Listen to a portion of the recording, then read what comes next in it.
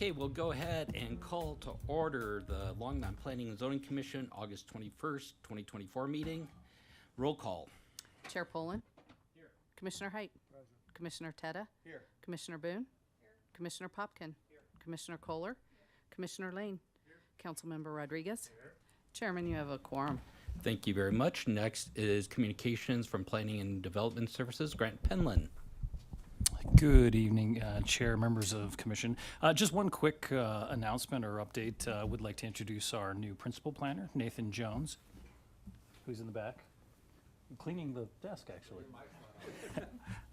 Nathan Jones just started with us on July 15th. He brings with him 10 plus years of planning experience in multiple fields and or aspects, and he was recently the planning manager at the city of Pflugerville, Texas. So, yeah. Welcome. Jane, we're getting indications that they can hear in the back. Which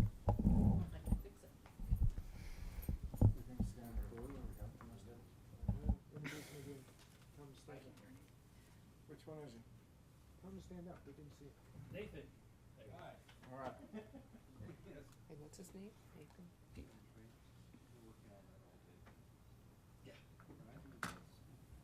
You get to go test. Turn it up. Test. Turn it up to 11. Okay. Better. To 11. Go a little higher then. 12.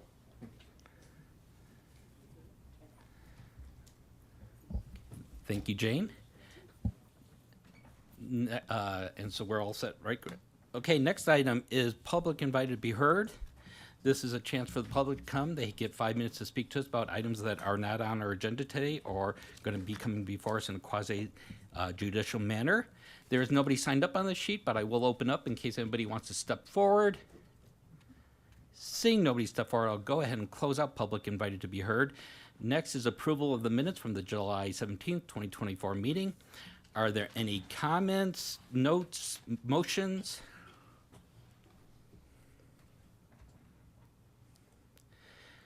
Commissioner Boone, I move to approve the minutes. we have a motion to approve. Do we have a second? I will go ahead and second. Are there any other comments? If not, Jane, we're ready for a vote. Commissioner Height. Has to abstain. Commissioner Tedda. Aye. Commissioner Boone. Aye. Chair Poland. Aye. Commissioner Popkin. Aye. First time. Commissioner Kohler. Commissioner Lang. Aye. Chairman, that passes 5 approvals, 2 abstentions, Thank you 0 very denials. Thank you. Next item is public hearings. First part is Westview Acres Concept Plan and Amendment. Senior Planner Christine Cope presenting.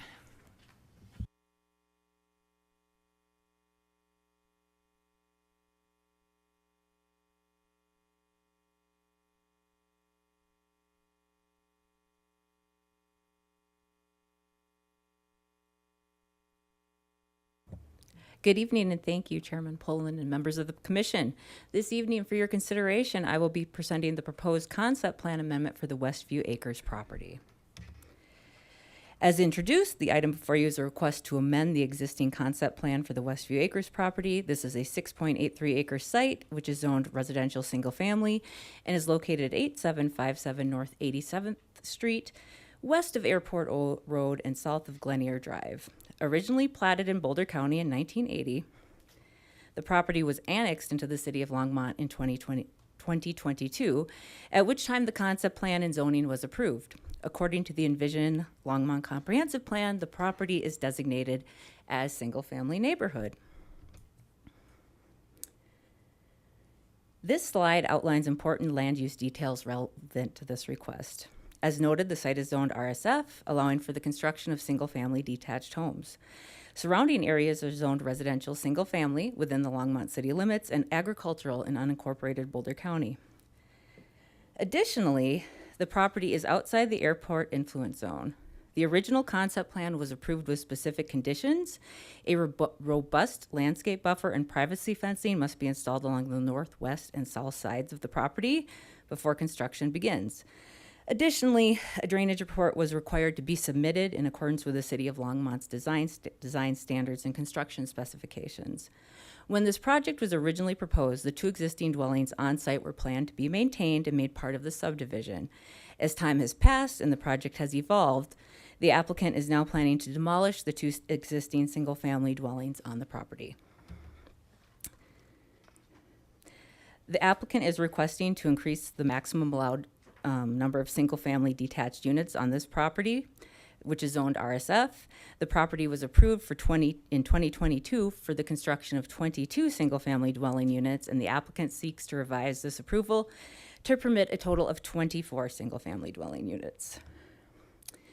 This slide is a depiction of the current approved concept plan for this property, which represents the approved 22 single-family dwellings and depicts the retention of the existing dwellings on the property, which you see in the center of that plan.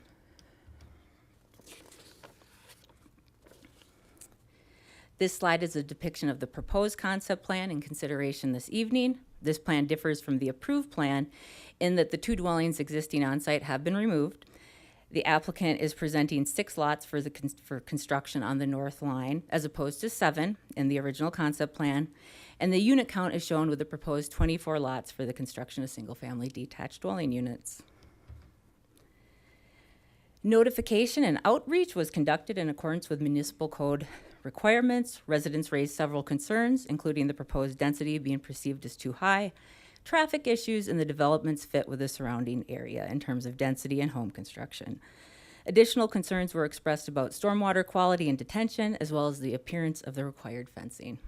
Comments were received from Xcel Energy, informing the applicant of existing natural gas and electric facilities on and adjacent to the property, and the need for the applicant to obtain any relevant permits. The St. Vrain School District confirmed that the schools serving this development have sufficient capacity for the anticipated student population.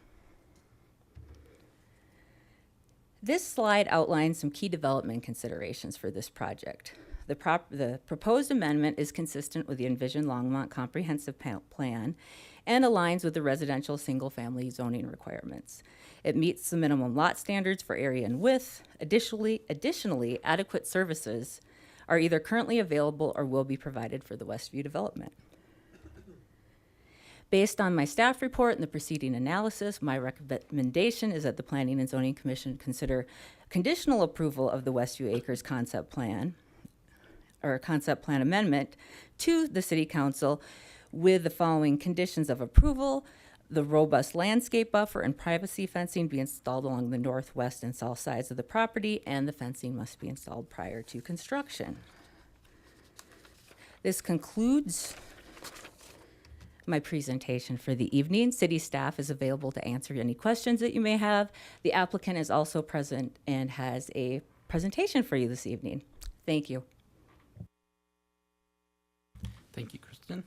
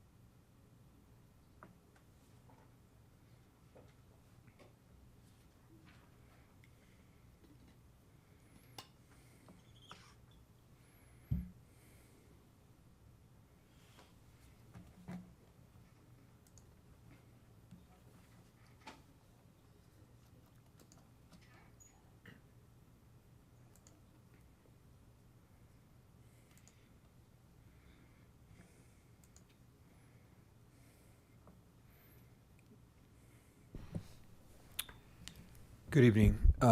Thank you for your patience. My name is Jack Bestall. Bestall Collaborative Limited is my firm. I'm the owner's rep and the planner, project manager for the Westview project. And I want to thank you for having this meeting tonight for this review. We appreciate it. We'd like to move this project ahead, and working us in this evening was very thoughtful of you. I think you're aware of where we are, 6.83 acres right here on Airport Road. The yellow is RSF, as Kristen has pointed out. I have some redundancy, and I will try to skip over some of that so we can get to the questions or whatever comments you may have. You can see Somerset Meadows to the north and west, and Summerlin in Boulder County to the south. This is Clover Creek, one of the phases of Clover Creek to the northeast.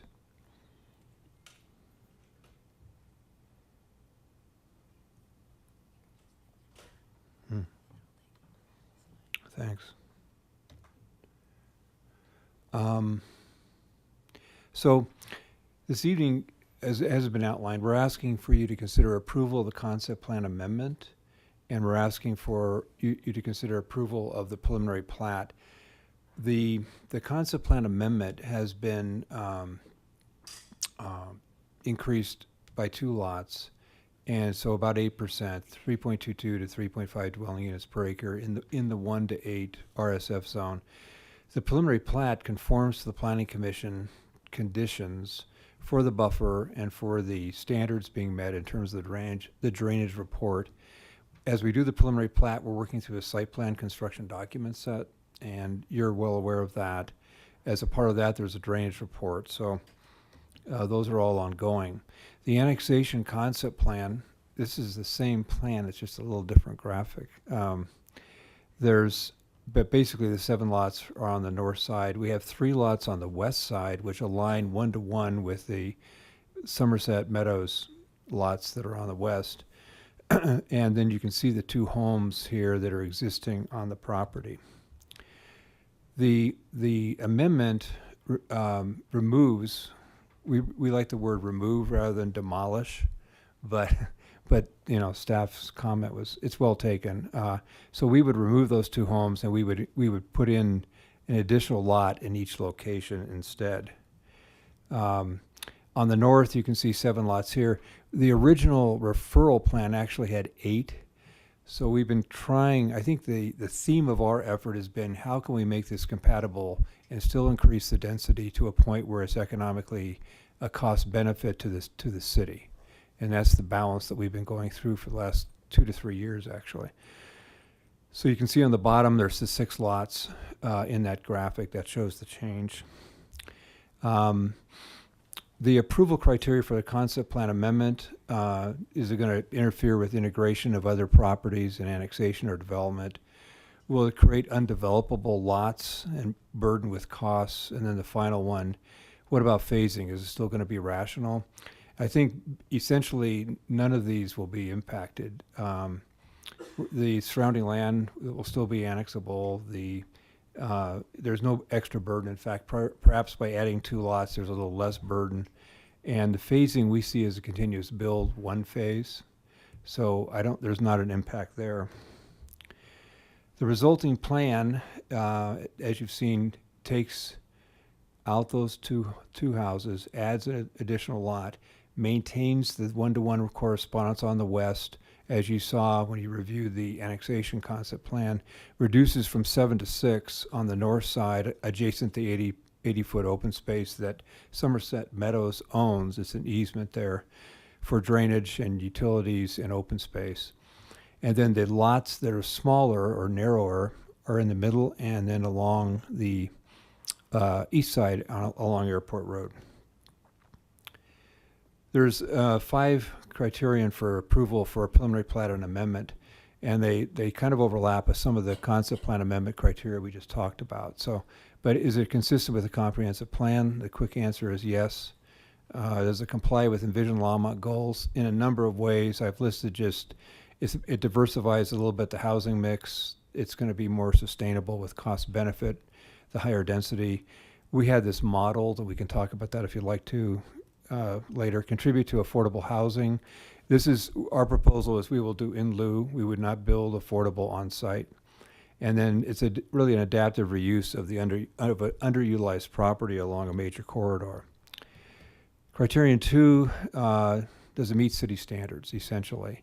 And are our utilities available? And the answer to that is yes in both cases. We just made submittal 4, so that's been reviewed 3 times by staff currently in terms of preliminary plat and site plan. and we're well within the bounds of compliance at this point to be finalized with the final plat work.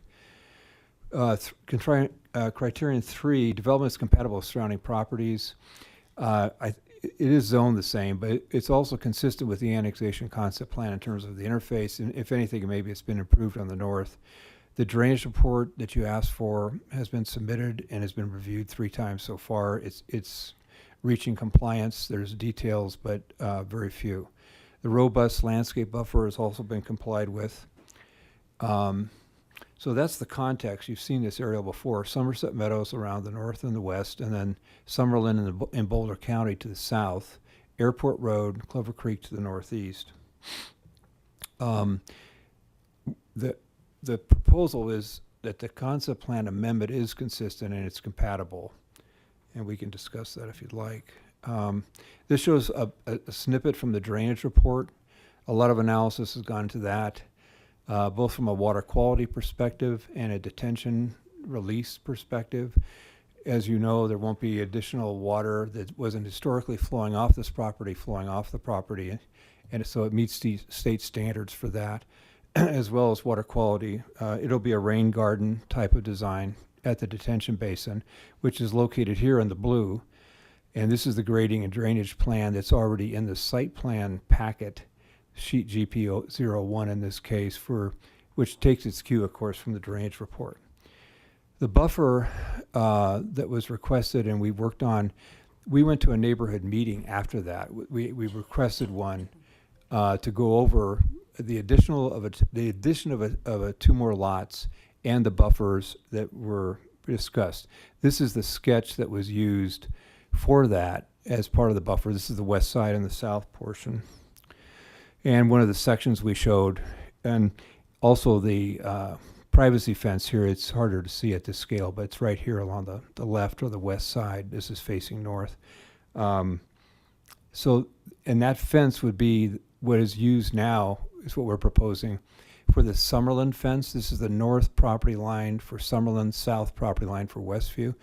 This fence was brought forward by several neighbors as being really what they like and they'd like to see, specifically some of the neighbors on the west side, the 3 lots. Here it looks a little worn on this. We could have had a better photograph, but it's really a beefy plank fence, and I can see why. And it's 6 feet. I can see why they like it, and that's what we propose. This is the landscape construction drawings, and there's irrigation plans. This is just one sheet. This shows the west and the north side so these are already memorialized, the buffers and construction drawings in the site plan set that goes with the preliminary plat. Criterion 4 will not adversely affect surrounding properties. I take some risk in saying no adverse impact because I'm well schooled in NEPA and there's always impact. However, I would suggest this is nominal, negligible. There's always a change when you have a neighbor moving in next to you. But as it relates to access into that neighborhood, no. No vehicle access. There's no adverse impact to natural resources. We've done the work on that with the habitat conservation plan. Existing utilities were already planned for this property to serve the property. The drainage design complies with city and regional standards, and public safety, law enforcement, and fire, as well as the St. Vrain School District, have all reviewed this, and the district has sufficient capacity in their comments. This shows the 80-foot easement along the north side of the property, which has the drainage facilities in it, and a sanitary sewer line coming down through Somerset Meadows that ties to this property at this point. We will connect to the blue water line in Summerlin Drive and Glen Ear, running a line up Airport Road and across the 80-foot easement there. So that's really how the basic utilities are connected. So essentially, this is the site plan, by the way, out of the site plan packet, and it's in compliance with standards. The final criterion is transportation plan is appropriate multimodal, and as you've seen, in this area, here's the property again. This shows bike lanes and sidewalk and trail connections. For the connectivity plan, which is also in the concept plan amendment and preliminary plat, this shows the sidewalk connection loop system within the property, also going out to Airport Road, and we will improve up to Glen Ear along Airport Road to make that connection. This is the emergency access only gated, and that's paved. This should probably be shown as a pedestrian access as well. We can update that graphic, but it's a paved surface that someone could walk out to. What else do we have? So this is the CAD drawing of the concept plan as amended to 24 lots. Here's the CAD drawing of the preliminary plat synced with the concept plan amendment, 24 lots, and to the site plan. And that's essentially, this is the pictorial, which kind of shows what the character of that plan is. Really appreciate you allowing the presentation. I'm happy to answer questions or make any comments. Thanks. Thank you very much. We'll probably come back. This is a public hearing item. We will go ahead and open this up for public invited to be heard. Nobody did sign up beforehand, but we do once again offer the opportunity for the public to come and speak on this item. If any in the public would like to come forward, we just ask that you state your name and your address for the record, and you will have 5 minutes. Seeing nobody come forward, we'll go ahead and close out public invited to be heard and turn this back to the commission for questions, comments, motions.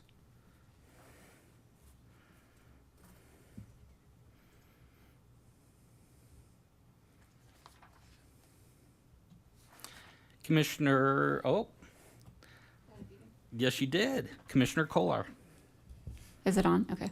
I had a question. Are we approving a variance? I saw it for the north-south streets in the interior.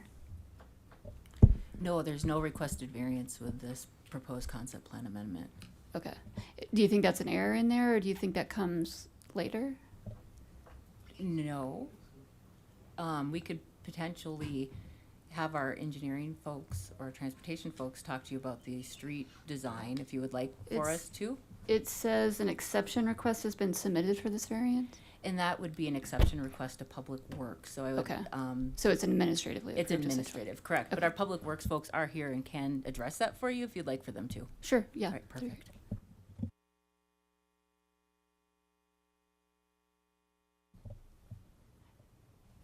Josh Sherman will be coming to address that for you.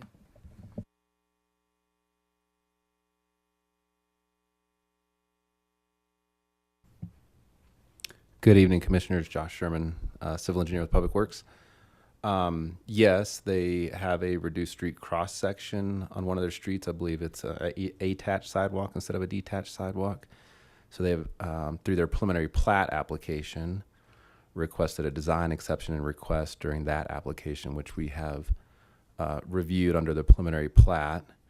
And I would say we're considering approving it. We would typically wait for approval until we get to final plat and public improvement plans when we have all the final details. But in concept, Public Works is supporting that design exception request for that attached sidewalk in the street cross section.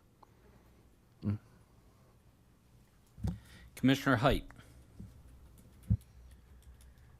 Thank you very much. I appreciate it. I don't have big issues, but have issues nonetheless.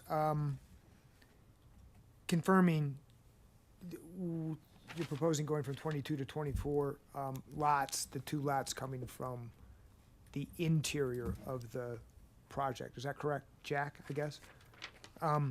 And you're actually lowering the number of lots on the exterior, at least the way I counted it, on the north and on the east.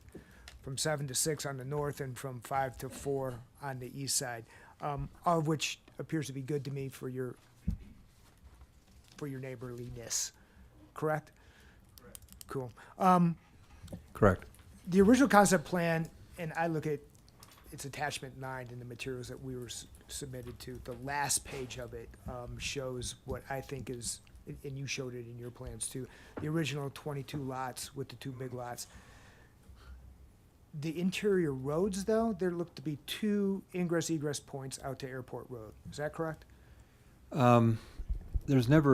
There have been two roads, but there's only been one that will be used daily.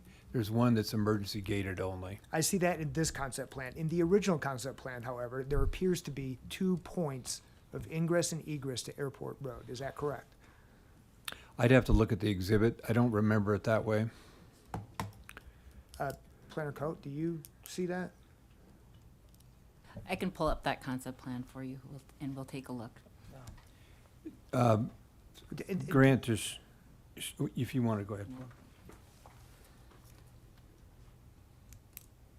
It's the one that looks like I spilled coffee on it. And Because Josh you did or spoke on Ben, I don't know if it goes to you, but the question is coming.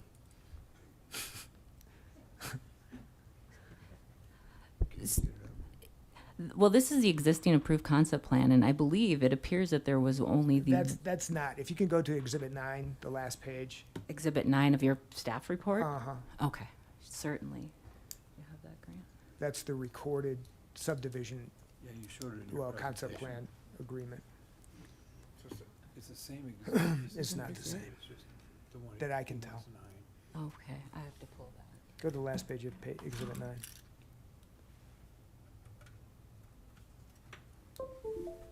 Page 54. Last page. It's also what was in the applicant's material. Oh, All right. I see. Yeah, yeah. Okay, so you're looking for mine. I can get to mine. Can you get to yours? Oh, Can you get me awesome. back? Certainly. I'm sorry, I thought it Yeah, I was. think Jack, yours shows it as well. But Josh, the There issue you go. is, This is it. does this work with just one ingress egress? Okay, go ahead and answer the question.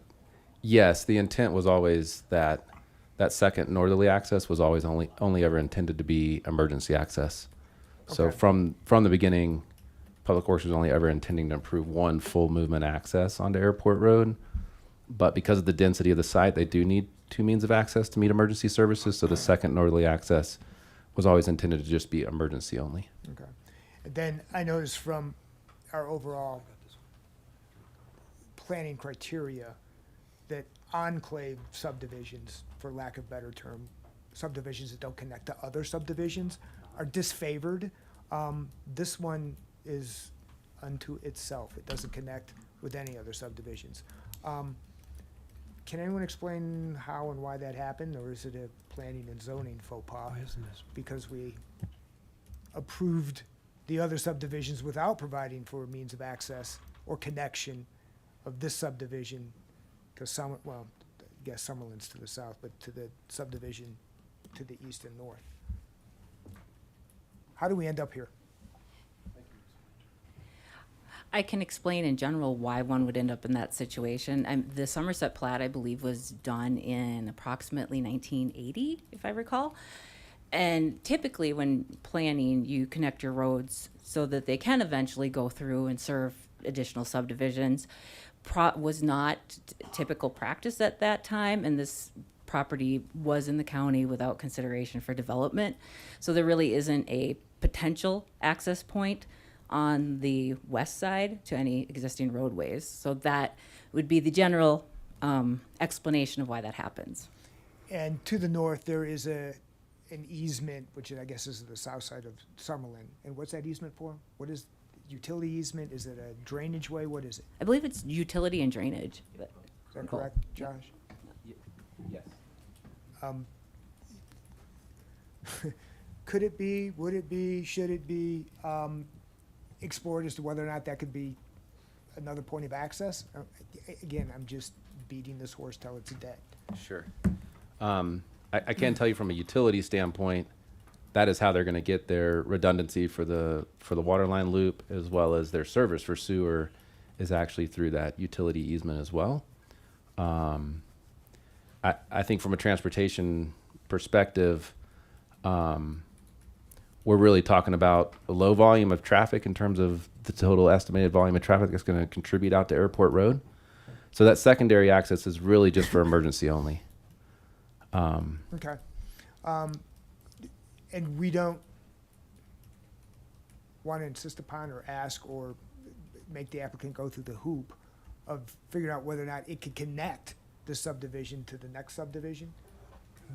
Do we ever ask for that? Oh, I think there's times that it may be required or may be asked for, yes. But you're also saying in this instance, it's not necessary because access from one point is sufficient? Yes, Okay. I believe so. From a transportation and volume perspective, yes. Okay. It's strictly for that emergency services reason.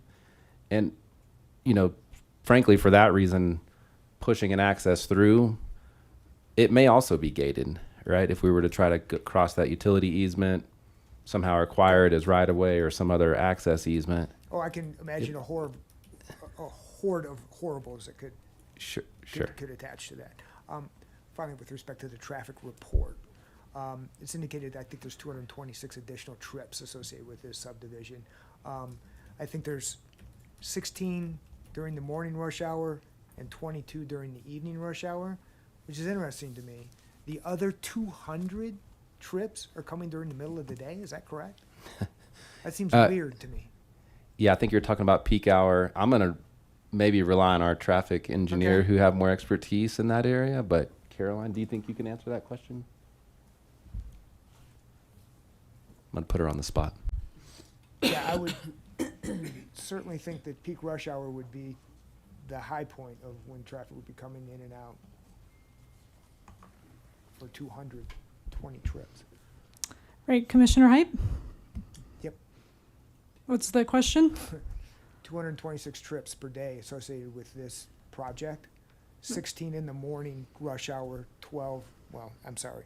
16 in the morning rush hour, 22 in the evening rush hour, which leaves approximately 200 trips during the middle of the day. Is that correct?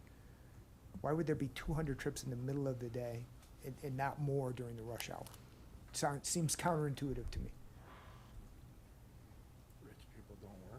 Trying to think how to answer that. Aren't the projections just from the manual? Yeah, I mean, trip generation is determined by, we use the ITE trip generation manual, which gives you different criteria based on what you're looking for, like a weekday, morning peak hour, PM peak hour. So that's, I don't think, see if I explain this correct. I don't think it means there's 200 trips a day plus the 16 plus the 22. No, that's It's not like- how I read it either. Okay. Is that during the rush hour, which to me would be when the most traffic is coming in and out of the subdivision. There's 16 in the morning, 22 in the evening trips, leaving approximately 200 more during the middle of the day. It's kind of weird. Where are these 200 trips coming? How does that happen? If you can explain. I mean, the ITE trip generation manual is based on a lot of studies they do nationwide where they will find certain land uses like single family homes, multi-family homes.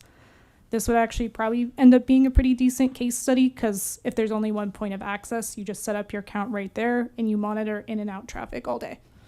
So, and then they just sort of develop equations based on those studies that they put out, and that's what we use for traffic impact studies. I guess the only thing I have to answer, or I have to ask about that is you're satisfied that that report is valid? Yes, that is based on our standards. That is how trip generation is determined. Thank you very much, all y'all. Done. Thank you, Commissioner Popkin. Thank you, Chair.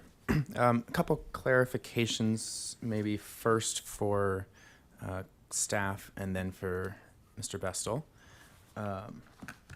First of all, Kristen, thank you so much for your responses via email. That was very helpful. A couple things I wanted to just further clarify on that. First, on the utilities question, you responded to me stating that Excel in their amended response, or just for the public's benefit, I asked that I noted that Excel's letter cited conflicts and specified conditions regarding utility easements. And I asked, has the applicant proposed to address these? And then you wrote in your response, Excel, in their amended response, put the property owner on notice regarding the natural gas and electric distribution lines within the easements on this property.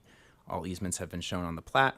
The applicant is in the process of completing the application process for any new natural gas service or modifications to existing facilities, including relocation and or removal. This is really the first time I think I've come across this kind of a notice and kind of a conflict cited by one of the utilities. And so I was just hoping to better understand, what does putting the owner on notice mean in this context? And then maybe I'll follow up on that too. Certainly, and Excel standardly sends this very form letter if there are their services provided adjacent to or on the site. It is a way of making the applicant or project proposer aware that they exist and that if they're intending to move them, if they're intending to vacate easements, or if they're intending to run new lines, they have to get permits for that. And go forward in that manner. So I've seen this very letter for multiple projects, and I think it's kind of a standard letter that Excel has. Interesting. So just to make sure I'm understanding, so it's a standard letter that says we have a conflict, but to your answer there, it's only a conflict if they don't do, if the applicant doesn't do something or chooses to move something intentionally? It's putting them at notice that there are facilities adjacent to the site or on the site, and noticing them that they should be aware of that and get any proper permits that they need to. Well, interesting choice of words from the utility. Review criteria number 4 states that the application will not adversely affect surrounding properties, the natural environment, existing or planned city transportation, or utility services or facilities. Just confirming that this indication of conflict doesn't in any way indicate that this is adversely impacting utility services? No, this would not indicate an adverse impact to the utility services, and all utilities will be, appropriately placed in easements. Any easements needing vacation will go through the vacation process. So there should be no adverse impact from this that I would foresee. Just wanted to clarify that. Certainly. Thank you. Question for Mr. Bestall. It sounds like, and I'm a little bit newer to the commission here, it sounds like this proposal has, and your designs and drawings here have gone through a number of different iterations in terms of the exact density of units on site. Kristen indicated that it was up in the 40s a little while ago. Now then it went to 22. Now it's 24. I'm just curious how you and your team were thinking about kind of the appropriate density for that space. And then a follow-up question there that you can answer in any order here is, to what extent did your team consider kind of building formal accessory dwelling units to complement the single-family housing there? And I'd only ask that in the context that we were all briefed as a commission at the beginning of this year on some of the housing needs for the region. And so one of the things was not just affordability, but diversity of types of housing stock. And so this was an interesting opportunity that I was looking at here relative to the surrounding single-family zoning, where it wouldn't be in conflict per se, but it would add different types of housing options. So I was just curious how your team thinks about that. On the accessory dwelling units, we're really very positive about that. We have a number of infill projects in Longmont.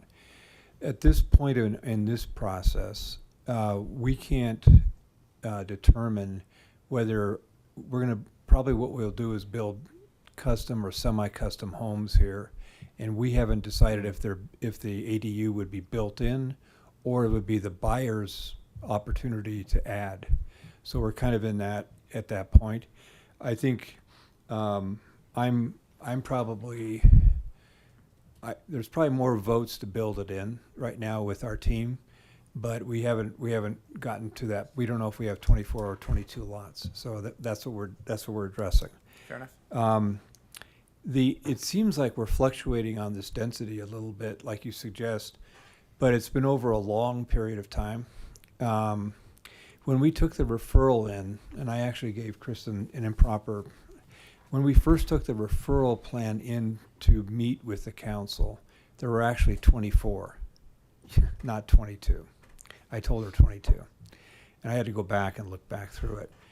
And what happened at that meeting was no action was taken, and we were sent out of the room with the comment that by a couple of the council members saying that they weren't sure that it was sustainable, that there was a cost benefit to the city, and would we please go figure this out.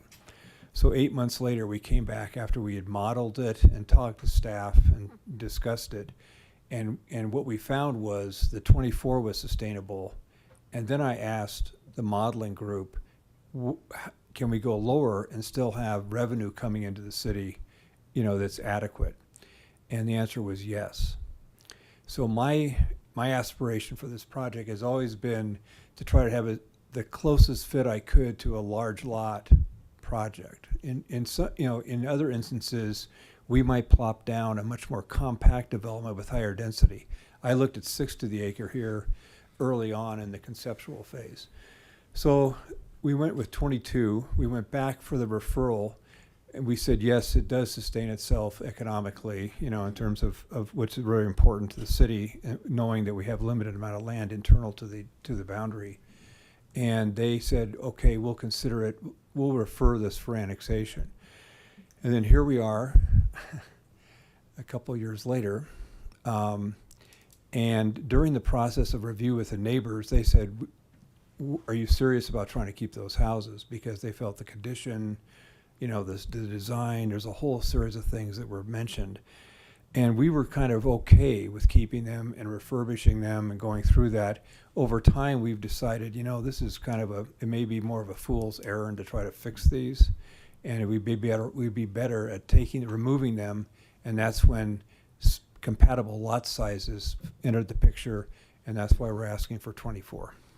Got it. So in other words, it seemed like a very pragmatic journey of trying to figure out what fiscally made sense for the city, for you as the applicant and your team, and then also just for some of the existing on-site properties and structures that were there. Right. Got it. Thank you. You can stay up there for a moment. We were using the term sustainability in the fiscal sense kind of for the last 3 minutes, and I just wanted to clarify more broadly. So when we're thinking about, is the application consistent with the comprehensive plan? Overall, I agree with my fellow commissioners so far, and that generally this seems to make a lot of sense here. Seems like you've done a lot of due diligence on the property and the project. We're asked to review whether this is consistent with the comprehensive plan. And sustainability is a guiding principle or guiding framework here. When we think about a sustainable and resilient Longmont, which is part of the central vision of Envision Longmont. So I'm curious, how does this project really advance sustainability or help create a more sustainable future for the city of Longmont and the people who are living here? Well, I would suggest that even though these are not necessarily small lots, it definitely is diversifying this area with the 1 acre lot gross in Summerlin in the county, and of course the slightly smaller lots in Somerset Meadows. So there's a diversification on the type of lotting to begin with, which is a sustainable aspect of it. I think that increasing from 2 units to 24 is also very important, and it has it's an economic driver for sure. I think those are the 2 main land use kind of responses I would provide. I know you have an interest in energy, and we could talk energy and so forth, but it's a little premature. But I think that, it's gonna be an all electric project, and we can get into a lot of those aspects. So we're just trying to get to the final plan. Got it. So you're aiming for an all-electric residential single-family development here, and so I guess some of the gas line, not conflicts, since we just clarified that before, just the statements that were made about the existing easements and infrastructure nearby. The gas infrastructure there is really irrelevant to you and your team as long as you don't disturb that, correct? Correct. Yep. We're and we're used to those notices from Excel. Fair enough. I have them in many jurisdictions. Great. My last question for you builds on a little bit of Commissioner Height's line of inquiry before regarding the ingress, entry and exit points to the development. I'm less concerned about traffic flow and more thinking about the multimodal aspects of this. One of the benefits of this lot, I think, as your presentation, Kristen's presentation made very clear, is just how easily it connects into existing bike lanes and sidewalks and pedestrian walkways. In fact, the neighborhood, Summerlin, behind that has a lot of different interwoven trails and connections behind that too. Just to clarify, this is not going to connect directly into the neighborhood behind, right? That the only way to get there would be to go out to the property towards Airport Road and then around, correct? That's correct. Okay. And then when we're thinking about, I guess where I'm going with this is potential conflicts between different modes. And if we have just one entry point for all of the vehicular traffic that's going in and out, but we have really good connections, you kind of have this dual encouragement to bike or walk or scooter or whatever the verb is there. And then at the same time, you also just have a lot of vehicular traffic. So I'm curious how you've thought about mitigating for some of those potential conflicts. We have a looping sidewalk system all the way around internally, and where it comes out on Airport Road is on the north side. So we're taking the conflict out in terms of getting to that sidewalk to head north. You can also go out the emergency access gated, or I call it gated. You can also go out that from a pedestrian perspective and head north. So I think that to a great extent would take the pedestrian conflict out. Sorry, where are you saying the north? Is that the emergency access road that you're talking about? You're saying pedestrians can still use that? They can use that, and the sidewalks that connect to the south, also you can stay on the north side of that south entrance, and so you're not conflicting with turning movements or crossing there. It's all going to be up north of that circulation. Great. Would bicycles also be able to exit through that emergency access point? I think so, sure. Got it. Well, I appreciate that. That's really helpful to know. I think that does take some of the burden off of that other entry point.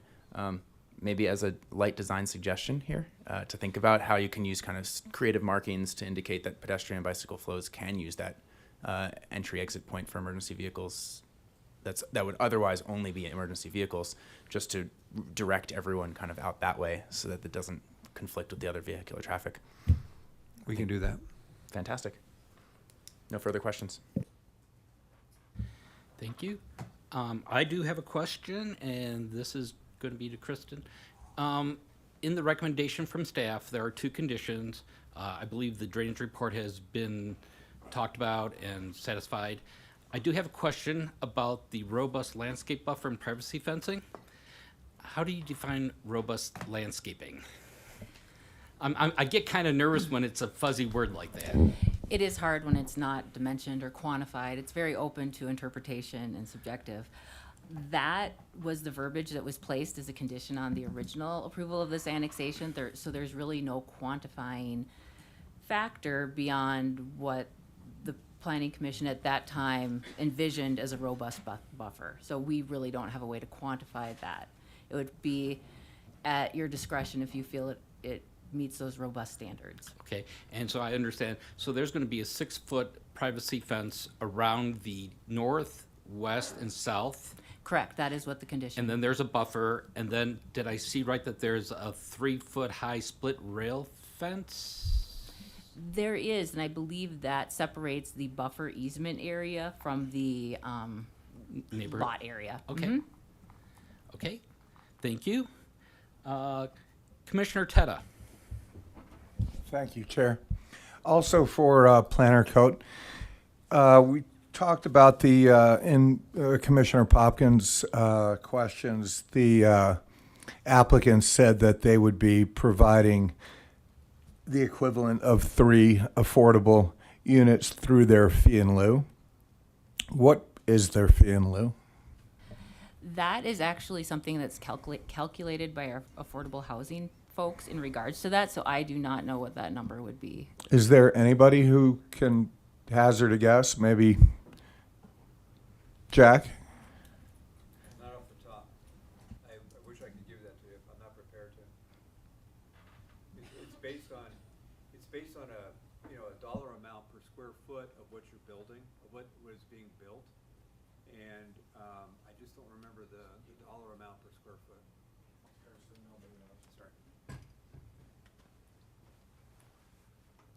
Excuse me for not knowing that.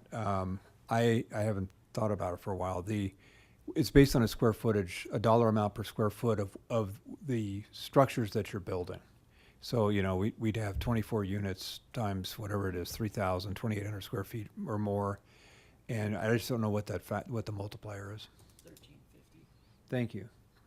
Troy, so let's take 3,000 times 24 times 1,350. $13.50. Thank you.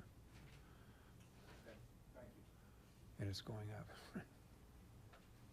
Commissioner Boone. Thank you, Chair. I have one question and two questions, I guess. With respect to the fee in lieu, I was under the understanding that that multiplier was increasing. And somehow I had it in my head that it was July 1st of this year. Maybe it's the end of the year. And I just want to make sure that the applicant is aware of that because it was going to increase substantially. Because I think the city of Longmont was on the way low end of that option. So hopefully I'm not opening a can of worms there, but. Sounds like Jeremy is going to chime in here. Commissioner Boone and Jeremy Terrell, Assistant City Attorney. I'll take the bull out of here because I found the code provision. I actually misspoke to Mr. Bestall. $13.50 is the new amount. The current amount is $7.90. Okay, so it did increase substantially. It will increase substantially for any applications that don't receive final approval before December 31st of this year. Okay, it was So December. he'll come in December, not July. at December, not July. So if we get the final approval before December 31st, it's $7.90. After it goes up to $13.50. Okay, that's pretty important for Mr. Bestall to know for timing. Then I had another question with respect to our choices for conditional approval. It appears to me that this version of the plan, which has changed since the first time it came by this commission, shows the fence and shows the robust landscaping. And since it's on the plan, that's part of the packet, why would that be a condition of approval? Or is it just the piece that says it needs to be put in prior to construction? I would say that those are important conditions to carry forward because standardly on that site, buffering wouldn't be required on the northwest or south sides because it's residential single family to residential single family. So by carrying forth that condition from the original concept plan, it makes it very clear and. Okay, even though it's physically shown on the Correct. plan that we're approving? Correct. Okay. That's all I had. Thank you. Okay, I'm just going to say, I'm looking at this. I think it's a good plan. It's a good fit for the area. I think that the applicant has given thought about the sizing for it. As I said, they've kind of gone back and forth a couple of times. I like the fact that they removed the two older houses and then basically took some of the houses that were on the exterior and moved it into that area where they had removed those two, or where they're going to remove those two houses. I think that's showing some nod to the other neighborhoods in the area, kind of saying, hey, you know, we're trying to be good neighbors here. We're trying to show that we're trying to reduce some of the outside frontage. So with everything in here, I'm in favor for this. It looks like I do agree that it fulfills 1502-055 of the municipal code and 1502-06A3 of the municipal code as well. So I would be for this. Commissioner Popkin. Thank you, Chair. Just wanted to clarify two things. One, could we put back up the proposed conditions from staff that you presented on earlier? Kristen, that would be really helpful.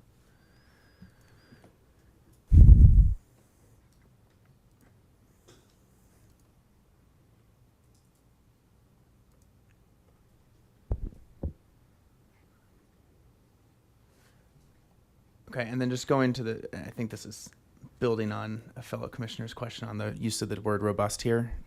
How do we measure that? That is an issue that we have, or that's a conversation, I guess, that we have had a great deal at staff. There's really not a way in code to quantify robust.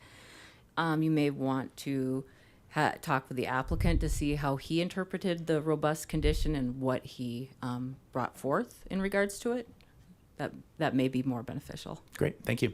Mr. Bestall, can I ask you the same question? Just to humor us here and make sure that we're all clear on how you're interpreting that condition. Yeah, I argued the condition when the planning commission placed it on there because of this.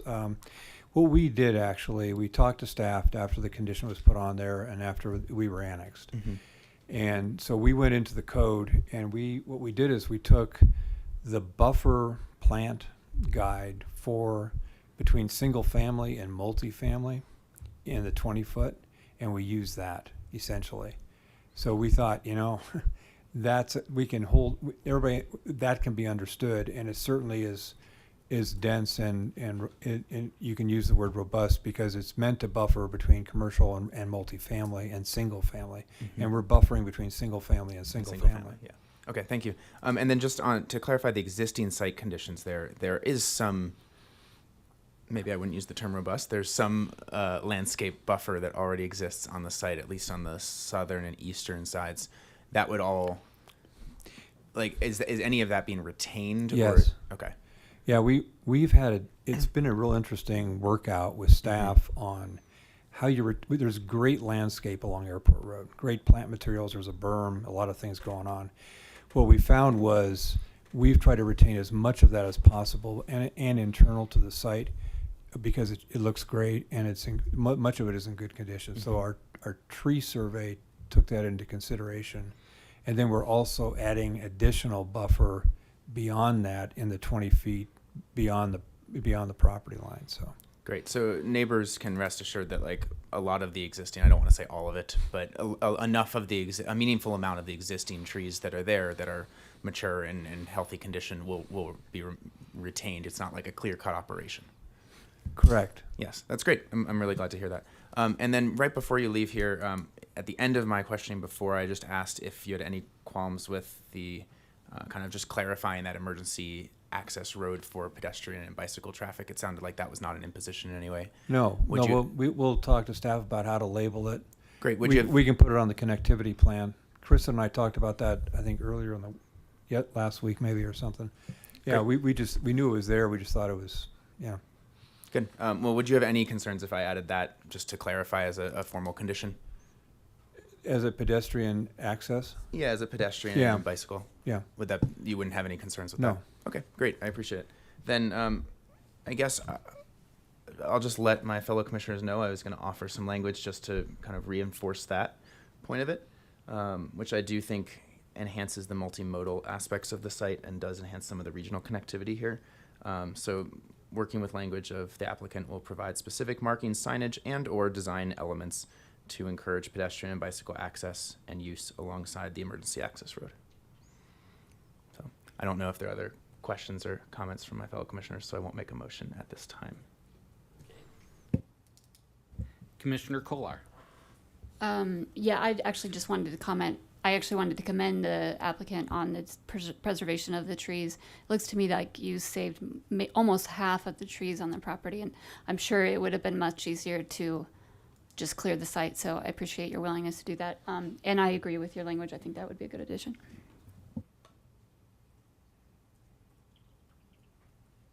Are there any other comments, questions, motions? May I approach? Sure. I'd like to go back to Commissioner Height's question. I do recall the north entrance now, and I think the plan you're looking at may have a right turn in only. It's at some point in one of our iterations with staff, it was suggested that it could be an access, but it'd be a right in, right out only. And that idea went away, and it became an emergency gated only that was approved by, and the access was approved in terms of one way in by fire. They're the purveyor of access. So I just wanted to go back and clarify. Appreciate that, thank you. Once again, any motions? Commissioner Popkin. Sure. Seeing no other commissioners offering questions or comments, I'm going to go ahead and move. I'm intending to move for a conditional approval here. I just wanted to clarify, I appreciate Commissioner Kohler's support for my proposed condition. I wanted to just clarify the intention there. It seems like the applicant is already willing to do that. Seems like it's no additional imposition and makes sense for the property. Jane, for your awareness, I emailed the exact language that I'll read, so that's easy for you to add and keep record of. It's also intended to offer flexibility, right? And so it's an and/or statement, specific markings, signage, and/or other design elements. Applicant's discretion to figure out how they want to incorporate that in to make it clear for pedestrian and bicycle uses along that access road. Seems like you'd run into very few conflicts considering it's otherwise just for emergency only. There are wide sidewalks. This commission actually recently approved a Ziggy's Coffee Shop less than 3/4 of a mile up the road. That is also connected via sidewalk and bicycle. So it seems like it would only further encourage non-car based uses when appropriate. So with that, I'm going to motion to approve PZR 20246B, a resolution of the Planning and Zoning Commission recommending conditional approval of the Westview Acres concept plan amendment with the two conditions staff offered, plus the following condition that I sent to Jane, which is the applicant will provide specific markings, signage, and/or other design elements to encourage pedestrian and bicycle access and use alongside the emergency access road.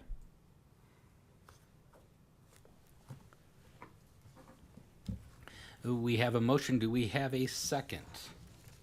I'll second. Commissioner Boone has second. Do we have any comments, questions? Commissioner Height. Commissioner Popkin. Thank you. You said alongside. Do you mean alongside, or do you mean in, on, about, alongside? Or any of that. I appreciate the question. It's a good clarification here. My goal was to offer the applicant as much flexibility as possible to leverage that access point. So if we want to say in and or on and or alongside, I'm accepting. Do not get hung up on my language. I was just suggesting that maybe instead of just alongside, you mean something more robust. Commissioner Hyde, how are you defining robust here? Broader than alongside. Do you have a suggestion? I'm open to friendly amendments here. On, about, or alongside. At or alongside? Can we do on or alongside? Works for me. It just There we go. Seen general consensus. So we'll amend that by friendly amendment here. Thank you, Commissioner Height. To read, applicant will provide specific markings, signage, and/or other design elements to encourage pedestrian and bicycle access and use on or alongside the emergency access road. Appreciate the clarification.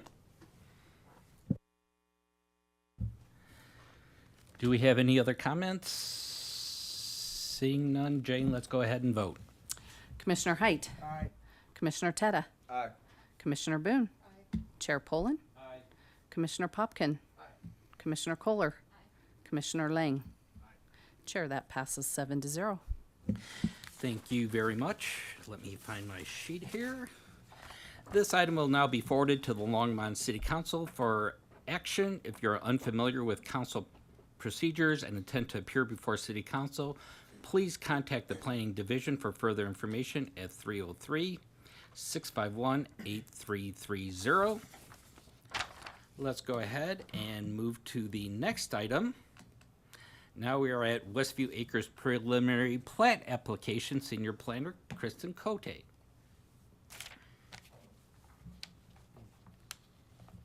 Thank you, Commissioner Poland.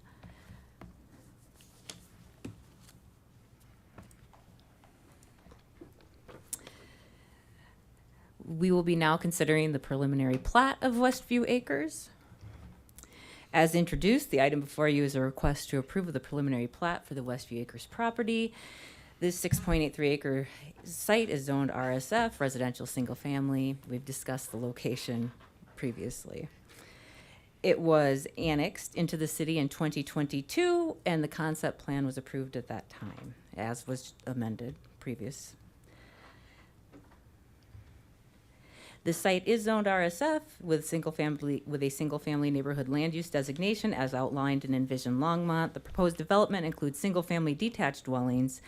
Water service will be provided by an upsized main along Airport Road in partnership with the city to support future growth. While sanitary and stormwater will connect to existing infrastructure on the north side, right-of-way improvements on Airport Road will include the extension of the sidewalk to the north.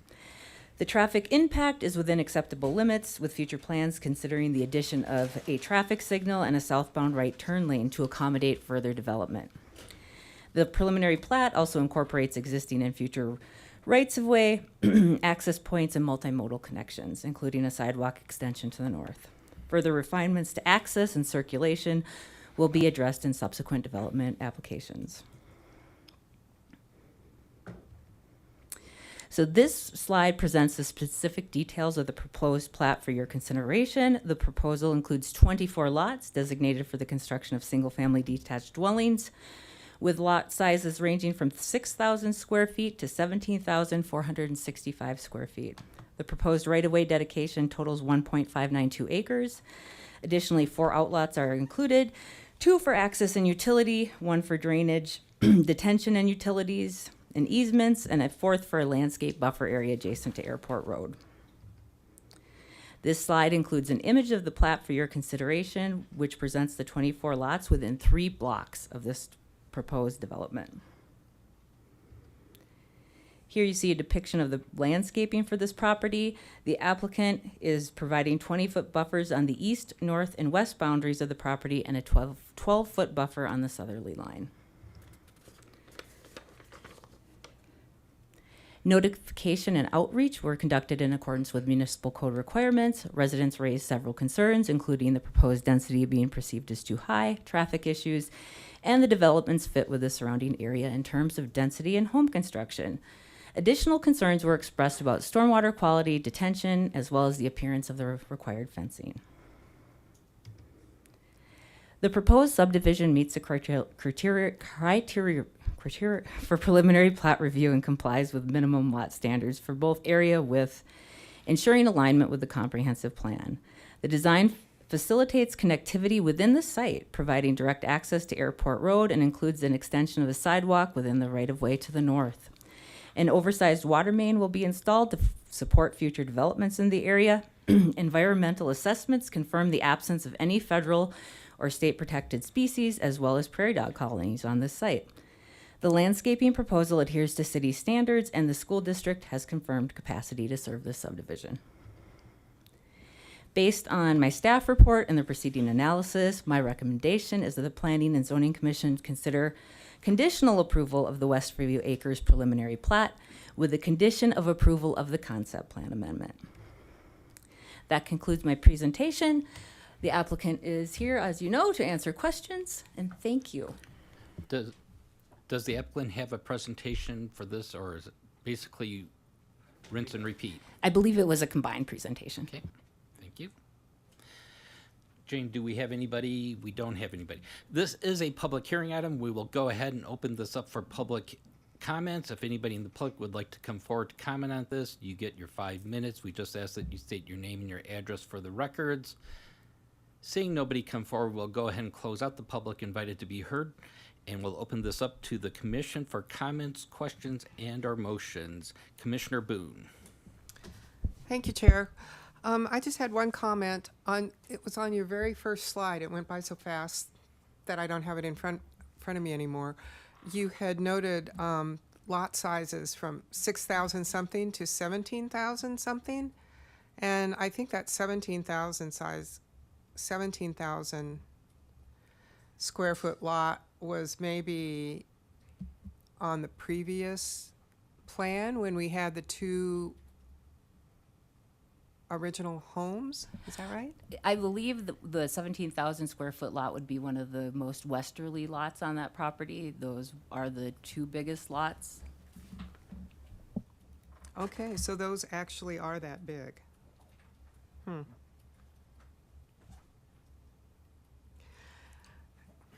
It's too small, I can't read it. Okay, that was my question. I thought maybe that was just an oversight and that those really large ones that were originally in the plan with the existing houses on them were those. I believe those were larger than 17,000 square feet. Okay, thank you. Commissioner Popkin. Thank you, Chair. I just have a procedural question here. We just approved a concept plan with conditions for the same site. Do we also have to approve the same conditions for the preliminary plat for that to carry over? What is the process? You would not have to do that. The concept plan amendment will now go to city council for a final decision.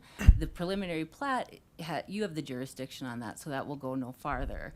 So the reason on this preliminary plat, I have proposed the condition of the approval of the concept plan is so that if for whatever reason council were to deny it, it would make the preliminary plat null and void. I don't necessarily think you need that buffer condition on the preliminary plat because it'll follow through with the concept plan as long as that is approved by council. So kind of your proposed condition here just basically nests the concept plan within this. Yes, exactly. Is there any advantage or a search situation where it would behoove us to separately approve those conditions on something that we have decision-making authority over? I don't believe so. Do you have any insight on that, Grant? No, I don't think I have anything else to add. Again, as described, essentially it would be, within nested as you described, the concept plan amendment itself. So I think it would almost be redundant if you did add it. Noted. Thank you. Do we have any other comments, questions? Commissioner Lang. On the one of the bullet points you went over, it said extension of sidewalk to the north. Is that right?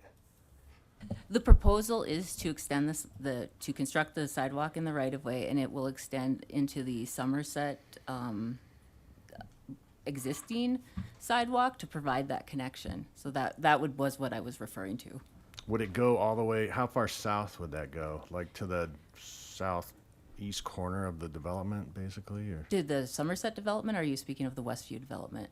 what's south of there? Is that the Somerset? Summerlin.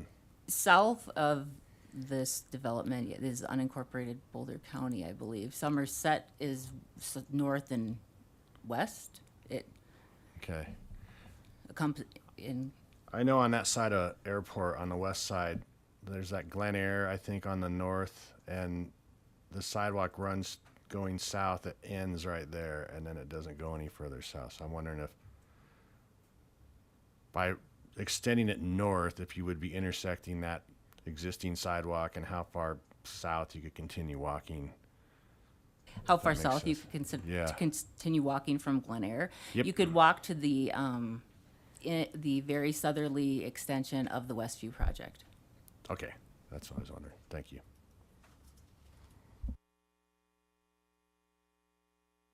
Commissioner Popkin. Yeah, just following up on my fellow commissioner's question on the sidewalk. I guess I'm realizing that there isn't a connection that goes all the way down to 119 on the sidewalk on that side of the road, right? I know that's not inherently the applicant's responsibility. I'm curious from staff's perspective, like what's the future plans? Is there a future sidewalk plan there? There's no particularly convenient crossing area or light or signal of any kind in the vicinity. Yeah, I can't say. I mean, the development of sidewalk in areas that sidewalk hasn't been included typically comes with infill development or further development. I can't say that I know the plan for that, and also that property is within Boulder County at a point, so that would be more of a question for Boulder County than for the city at this time.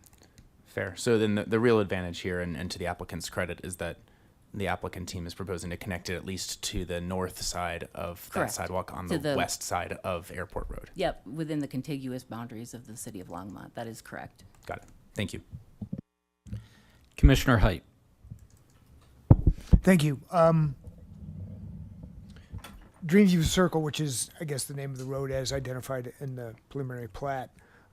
I think there was reference at some point in time there's going to need to be a traffic light at this particular intersection. suggesting that the subdivision across the street, which I think is the Kanemoto subdivision, as proposed, would need to or should line up with Dream Circle. Does it? I can't say that I know that. We could certainly address the applicant with that question, as he is also the developer on the Kanemoto project. How convenient. Come on down, Jack. Does it line up? Or Josh, if you can answer.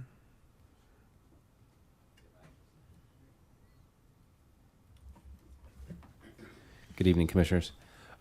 Yes, that property across the street is still in the annexation process, but if that project does move forward, then any access onto airport will line up with this access. Even though it would. Okay. It will. All right. Thanks. Yep. Any other comments, questions, motions?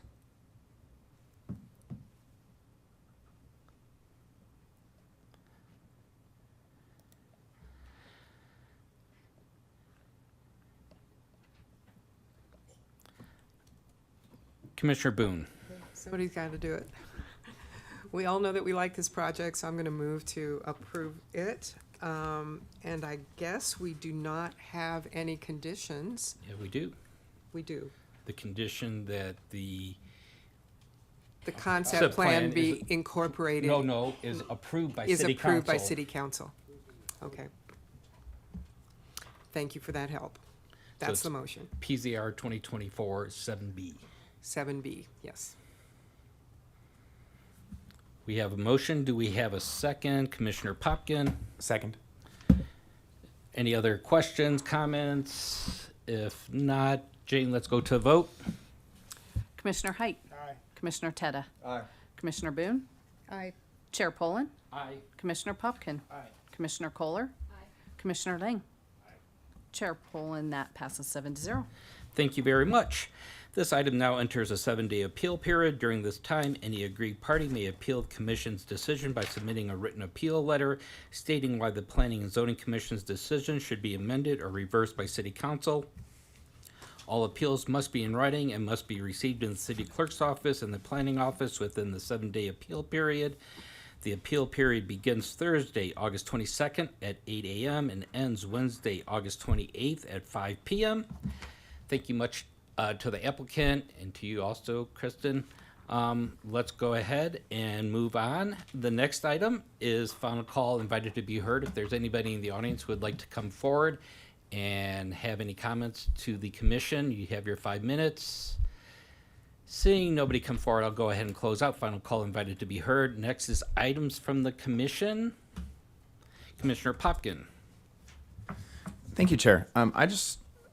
So over the last few meetings, we've had a number of interesting conversations that have arisen regarding some of the comprehensive plan zoning, what constitutes regional centers, some issues within, with the kind of sub issues within each of those.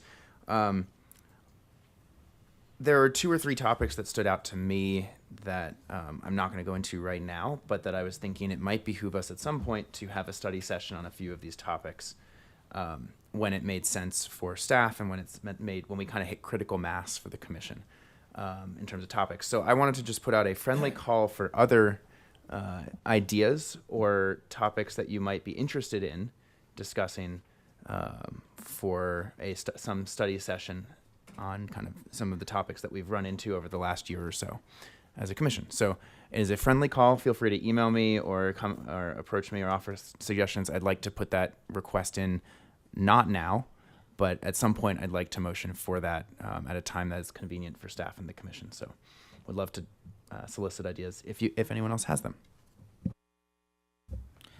Thank you. Any other items from the commission? Seeing none, we'll go ahead and move over. Item from City Council Representative Rodriguez.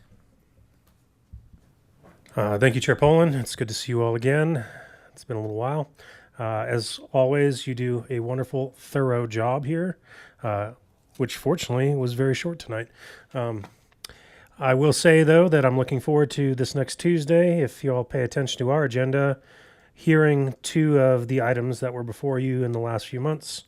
Obviously, I'm not going to speak to that too much, but should be some interesting conversation.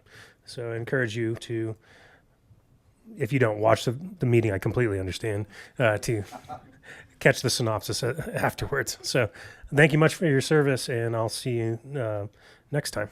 Thank you. Thank you very much. Items from Planning and Development Services, Grant Penland. Again, thank you, Chair, members of the Commission. Actually, nothing other than as of Tuesday, we don't have anything for September. So, surprisingly, but we should find out within, I would say, a week. If not, we will send out a cancellation. Okay, thank you very much. And then we are in adjournment.